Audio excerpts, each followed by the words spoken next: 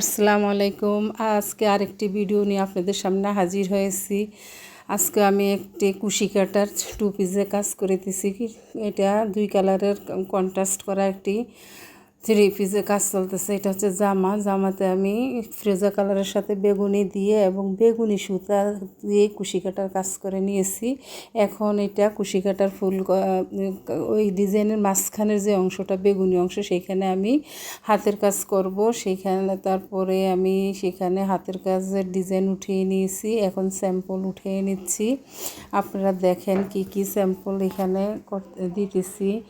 সেলাইগুলি আপনাদের সামনে শেয়ার করিতেছি। খুব সহজ এবং সহজভাবে দিতে চেষ্টা করতেছি। দেখেন এটাকে অনেকে মাছ কাটা ফোর বলে, আমরা সাধারণত এটাকে ক্রস স্টিচ বলে থাকি। এখন এই যে উল্টা দিক থেকে সেলাইটা করতেছি, উল্টা দিক থেকে উল্টা ক্রস হবে।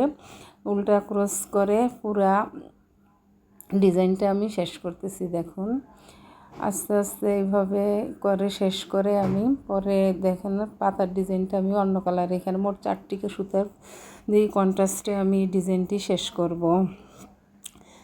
যা এই পর্যন্ত যারা আমার সাথে ভিডিও আছেন, আমার ভিডিও দেখেন, ভালো লাগে এবং কমেন্ট করেন, খুব ভালো লাগে আপুদের কমেন্ট শুনতে। আপুরা বিভিন্নভাবে কমেন্ট করেন, আমি তাদের কমেন্টের উত্তর দেওয়ার চেষ্টা করি।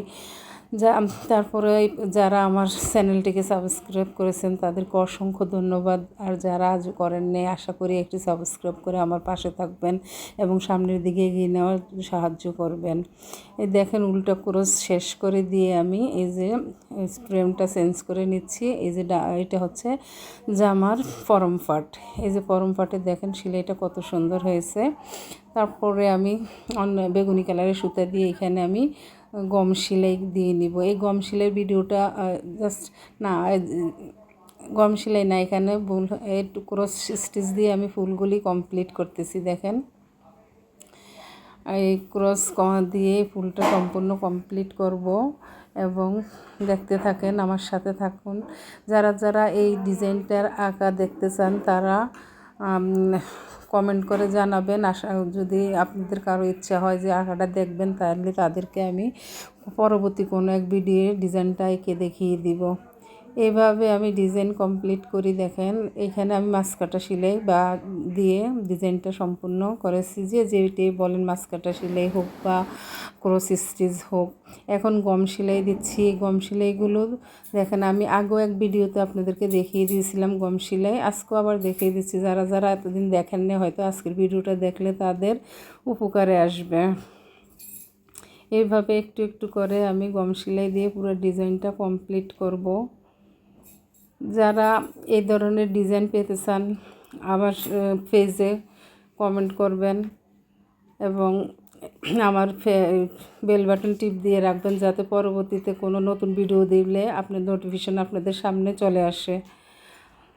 এই ধরনের ড্রেসগুলি আমাদের থেকে নিতে চাইলে আমাদের সাথে মেসেঞ্জারে যোগাযোগ করবেন। দেখেন আরেকটি ফুলও দেখাই দিচ্ছি আপনাদেরকে ক্রস দিয়ে।